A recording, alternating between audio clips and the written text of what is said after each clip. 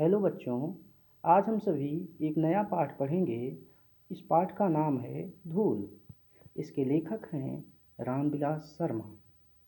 वही धूल जिस धूल में हम सभी खेल कूद करके आज इतने बड़े हुए हैं। तो सबसे पहले हम लेखक के बारे में जानते हैं। तो इस पाठ के लेखक हैं डॉक्टर रामविलास शर्मा। रामविलास शर्मा जी का जन्म उत्तर प्रदेश के उन्नाव जिले के उंच गांव में सन 1912 में हुआ था। डॉक्टर रामविलास शर्मा ने लखनऊ विश्वविद्यालय से अंग्रेजी में एमए तथा पीएचडी की उपाधि सन 1938 में प्राप्त की। 1938 में आप अध्यापन के क्षेत्र में आ गए। आगरा में अंग्रेजी विभाग में कार्य किया और अंग्रेजी विभाग के अध्यक्ष रहे। आचार्य रामचंद्र शुक्ल के बाद डॉक्टर रामविलास शर्मा ही एक ऐसे आलोचक के रूप में स्थापित होते हैं जो भाषा, साहित्य, समाज को एक साथ रखकर मूल्यांकन किया है। रामविलास शर्मा की प्रमुख कृतियाँ एवं रचनाएं हैं। भारतेंदु और उनका युग पहली रचना है। महावीर प्रसाद द्विवेदी और हिंदी नवजागरण, प्रेमचंद्र और उनका युग, निराला की साहित्य साधना सबसे प्रसिद्ध रचना, यह 3 खंडों में है। सदियों के सोए जाग उठे कविता है। पाप के पुजारी इनका नाटक है। 4 दिन इनके उपन्यास हैं और अपनी धरती अपने लोग आत्मकथा। रामविलास शर्मा को साहित्य अकादमी, व्यास सम्मान, शलाका सम्मान आदि सम्मानों से सम्मानित किया गया। ये हिंदी साहित्य के बहुत ही प्रसिद्ध साहित्यकार माने जाते हैं। अब हम धूल पाठ के बारे में उसके बारे में जानेंगे। सबसे पहले पाठ प्रवेश। कई मुहावरों, लोकोक्तियों, देशज, शब्दों और अन्य रचनाकारों की रचनाओं के उद्धरणों से ली गई सूक्तियों तथा पंक्तियों से ओतप्रोत इस पाठ में लेखक ने धूल की महिमा और महात्म्य, उपलब्धता और उपयोगिता का बखान किया है। अपनी किशोर और युवावस्था में पहलवानी के शौकीन रहे डॉक्टर शर्मा अपने इस पाठ के बहाने पाठकों को अखाड़ों, गांवों और शहरों के जीवन जगत की भी सैर कराते हैं। साथ ही धूल के नन्हे कणों के वर्णन से देश प्रेम तक का पाठ पढ़ाने से नहीं चूकते। इस पाठ को पढ़ने के बाद पाठक धूल को यूं ही धूल में न उड़ा सकेगा।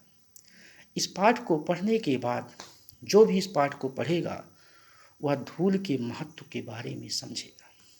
वह धूल की तरह उसको नहीं उड़ा पाएगा। यह लेखक का अपना विचार है।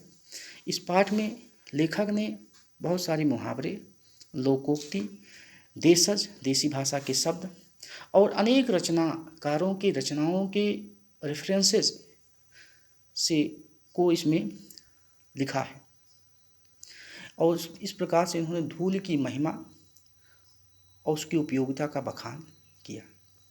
लेखक अपने बारे में भी बताता है कि वह किशोर जब युवावस्था था तो पहलवानी के शौकीन रहे। लेखक पहलवान भी थे। इस पाठ में के बहाने लेखक पाठकों को यानी पढ़ने वालों को अखाड़ों यानी जहाँ कुश्ती लड़ी जाती है, गाँवों शहरों के जीवन जगत की भी सैर कराते हैं। तो आइए आगे देखते हैं। लेखक ने अपनी बात को प्रभावशाली बनाने के लिए अनेक सूक्ति व मुहावरों से सजाया है। सूक्ति मतलब छोटे छोटे कोटेशन, छोटे छोटे विचार, सुविचार जिसको कहते हैं। जैसे नए शब्द हैं, खरादा हुआ यानी तराशा हुआ, चिकना बनाया हुआ। नयन तारा, आँखों का तारा, सबसे प्यारा। रेणु, धूल, श्रृंगार, सजावट। पार्थिवता यानी पृथ्वी या मिट्टी से संबंधित। अभिजात मतलब कुलीन या उच्च वर्ग के लोग, धूल हो जाना यानी मिट्टी में मिल जाना। प्रसाधन सामग्री, श्रृंगार या सजावट की सामग्री। एक शब्द है गोधूल। गोधूल मतलब होता है सायंकाल जंगल से लौटते समय गायों के खुर, गायों के पैरों से उठने वाली धूल को हम कहते हैं गोधूल बेला, यानी सायंकाल का समय। कन्या मतलब होता है गोद। संसर्ग मतलब होता है संपर्क, और विज्ञापित मतलब सूचित। अब देखिए धूल पाठ की पहली लाइन है कि जिसके कारण धूल भरे हीरे कहलाए। जिसके कारण वह धूल से भरे हुए हीरे कहलाए। इस पंक्ति में लेखक धूल मिट्टी में खेलकर प्रसन्न होने वाले बच्चे की बात कर रहा है। ऐसे बच्चे जो धूल मिट्टी में खेल करके बहुत अपने आप को खुश महसूस करते हैं, उनकी बात लेखक इस पाठ में, इस धूल पाठ में कर रहा है। लेकिन आज के लोग बड़ा दिखावटी जीवन जीते हैं। वह खुद को सुंदर, प्रभावशाली, उच्च श्रेणी और सभ्य समाज का दिखाने के लिए अनेक सौंदर्य प्रसाधन अर्थात नकली सजावटी वस्तुओं का प्रयोग करते हैं और धूल मिट्टी से नफरत करते हैं। वह इससे बचना चाहते हैं। अर्थात ऐसे लोग, कुलीन वर्ग के लोग, उच्च श्रेणी के लोग जो सभ्य समाज, अपने आप को सभ्य समाज का समझते हैं, वह लोग धूल मिट्टी में खेलने वाले बच्चे से नफरत करते हैं और अपने आप को सौंदर्य प्रसाधन यानी नकली सजावटी वस्तुओं का प्रयोग करते हैं। उससे अपने आप को बहुत ही ऊंचा दिखाने की कोशिश करते हैं। लेखक का मानना है कि बच्चे प्राकृतिक वातावरण, नेचुरल एनवायरनमेंट अर्थात धूल मिट्टी में खेलते हुए ही अच्छे लगते हैं। हीरे के प्रेमी तो शायद उसे साफ सुथरा हुआ आँखों में चकाचौंध पैदा करता हुआ देखना पसंद करेंगे। जो लोग डायमंड, हीरे के प्रेमी हैं, वह शायद उसे एकदम साफ सुथरा, आँखों में चकाचौंध पैदा करता हुआ देखना पसंद करते हैं। अगर हीरा कोई खरीदेगा तो ये उसकी क्वालिटी जरूर देखेगा। परंतु हीरे से भी कीमती जिस नयन तारे का जिक्र इस पंक्ति में किया गया है वह धूल भरा ही अच्छा लगता है। जिसका बचपन गांव की गलियारे की धूल में बीता हो, वह इस धूल के बिना किसी शिशु की कल्पना कर ही नहीं सकता। फूल के ऊपर जो रेणु, रेणु मतलब धूल, उसका श्रृंगार बनती है, वही धूल शिशु के मुंह पर उसकी सहज पार्थिवता यानी मिट्टी से जुड़ाव को निखार देती है, उसकी सुंदरता को चार चांद लगा देती है। वही धूल, जो धूल फूल के ऊपर पड़ करके उसका श्रृंगार बनती है। अभिजात वर्ग यानी कुलीन वर्ग, उच्च वर्ग ने प्रसाधन सामग्री, श्रृंगार के सामान में बड़े बड़े आविष्कार किए, लेकिन बाल कृष्ण के मुंह पर छाई हुई वास्तविक गोधूली की तुलना में वह सभी सामग्री क्या धूल नहीं हो गई। लेखक एक उदाहरण भी देता है। भगवान श्री कृष्ण के मुंह पर जब वह गोधूली यानी सायंकाल बेला के समय, सायंकाल के समय गाय चर कर घर की तरफ आती हैं और उनकी खुर से जो धूल उड़ती है वह भगवान श्री कृष्ण के मुंह पर छा जाती है। उस समय की उस सुंदरता अभिजात वर्ग ने, उच्च वर्ग ने जो बड़े बड़े महंगे महंगे श्रृंगार के सामान का आविष्कार किया है, वह सब उसके आगे फेल हो जाते हैं, धूल हो जाते हैं। उनके आगे उसकी कोई तुलना ही नहीं है। तो यहाँ पे लेखक इस बात पर बल दिया है। लेखक ने आपको उदाहरण से भी समझाया। आगे हैं लेखक के विचार। धन्य धन्य वह हैं नर मैले जो करत गात, कनिया लगाई धूरी ऐसे लड़कान की। कनिया मतलब होता है गोद में लगाकर। इन पंक्ति में लेखक ऐसे लोगों की मानसिकता पर व्यंग करते हुए कहता है। इस पंक्ति को लेखक ने नहीं लिखा है, लेखक ने किसी दूसरे रचनाकारों की रचनाएं इसमें जो है अपनी बात को कहने के लिए प्रस्तुत किया है कि धन्य धन्य वह हैं। धन्य है वह नर जो मैले मैले जो करत गात, जो नर मैले जो करत गात, कन्या लगाए धूरे ऐसे लड़का। धूल से, धूल में खेल करके जो बच्चे अपने अपने शरीर को गंदा कर लिए हैं, और उनको ये जो पुरुष हैं, जो नर हैं, वह अपने गोद में उठा लेते हैं। उनको वह ऐसे लोग बहुत धन्य हैं, यानी उन्हें मिट्टी से बहुत प्रेम है, धूल से उन्हें प्रेम है, जो खेलते हुए, धूल में खेलते हुए बच्चों को अपने गोद में उठा लेते हैं। उनको जो इसको लिखा है, जिस लेखक ने, जिस रचनाकार ने इसको लिखा है, उनको धन्य कहता है, उनको नमस्कार करता है। इन पंक्तियों में लेखक ऐसे लोगों की मानसिकता पर व्यंग करते हुए कहता है।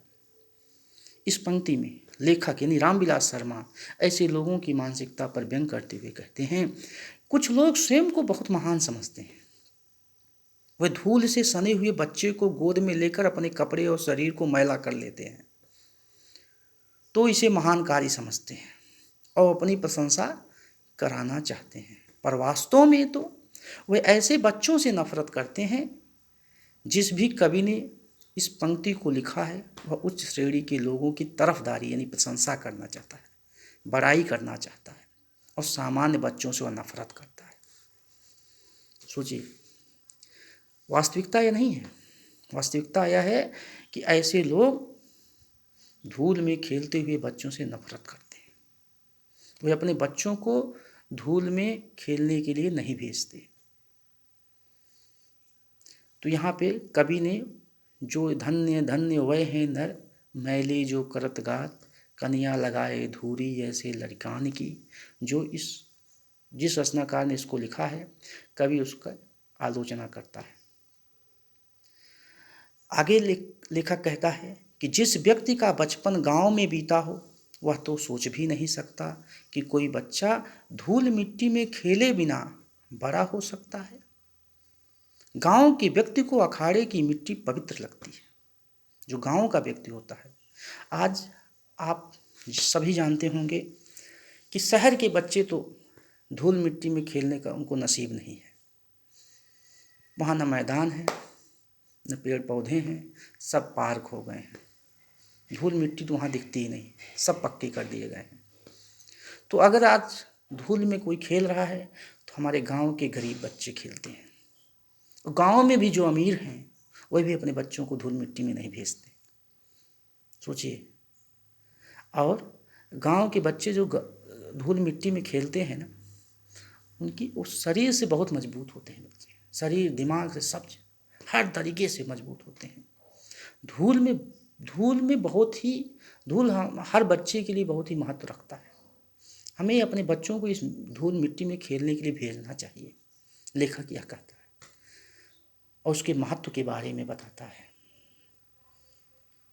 इसी धूल में खेल करके आज कितने बड़े बड़े पहलवान हुए, कुश्ती लड़ी जा रही है, ओलंपिक में कुश्ती।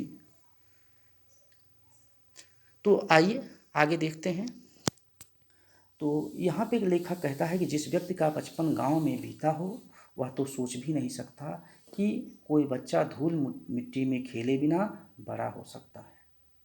जिसका बचपन गांव में बीता है, जो इस धूल मिट्टी में खेला है, वह जानता है कि धूल मिट्टी का क्या महत्व है जीवन में।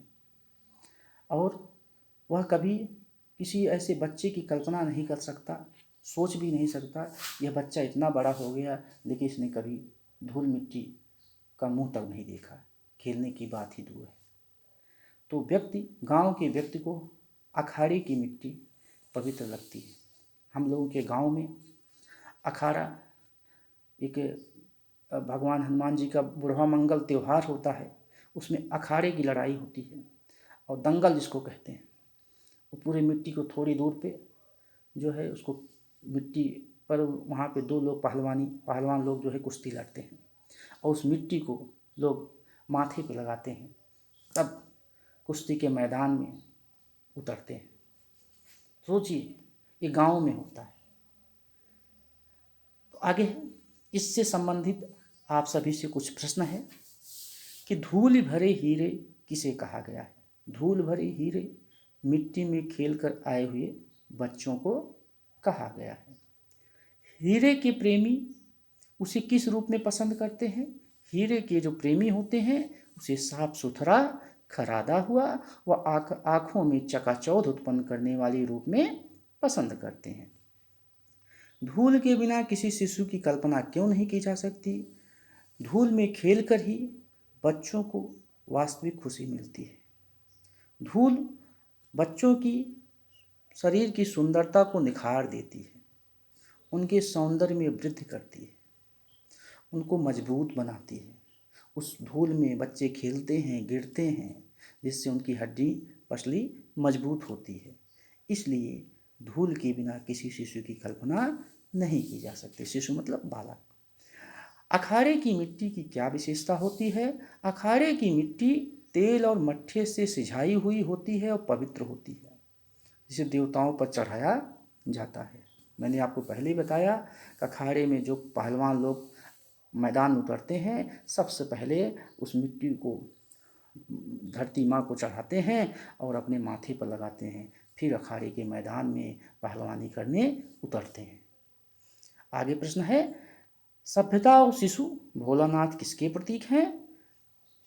सभ्यता और शिशु भोलानाथ किसके प्रतीक हैं। सभ्यता कुलीन वर्ग अर्थात उच्च वर्ग का प्रतीक है, जबकि भोलानाथ एक सामान्य वर्ग के बच्चे का प्रतीक है। आगे मुहावरे हैं। धूल हो जाना, मुहावरे का प्रयोग करके इसको आपको वाक्य बनाना है। नेक्स्ट, धन्य धन्य वह है नर, कहकर कवि क्या कहना चाहता है। लेखक के इस विषय पर क्या विचार हैं आपको बताया गया कि ये तो किसी दूसरे लेखक की लाइन है, जिसे लेखक ने अपनी बात कहने के लिए इसमें प्रस्तुत किया है। इस पर आप अपने विचार व्यक्त करिए। गृह कार्य है, पाठ में दिए गए नए शब्दों को लिखो और पूरा पाठ पढ़ो। आज की कक्षा यहीं तक। सभी को बहुत बहुत धन्यवाद। Thank you.